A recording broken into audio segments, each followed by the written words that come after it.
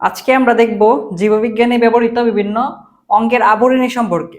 জীববিজ্ঞানে বিভিন্ন অঙ্গের আবরণী থাকে এবং অঙ্গের আবরণীগুলো আমরা আজকে দেখব। অস্থির আবরণীর নাম কি? অস্থির আবরণীর নাম পেরিওস্টিয়াম। তরুণাস্থির আবরণীর নাম কি? পেরিকন্ড্রিয়াম।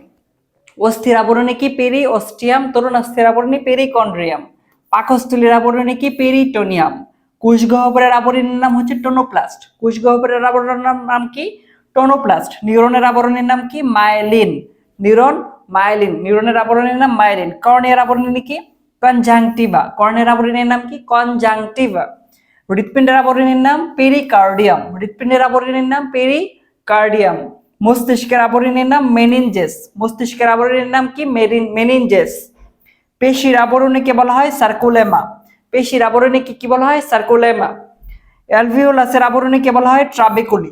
অ্যালভিওলাসের আবরণীকে বলা হয় ট্রাবেকুলি। ক্রোমোজোমের আবরণীকে বলা হয় পেলিকল। ক্রোমোজোমের আবরণীকে বলা হয় পেলিকল। বৃক্কের আবরণীর নাম হচ্ছে বোমাস ক্যাপসুল।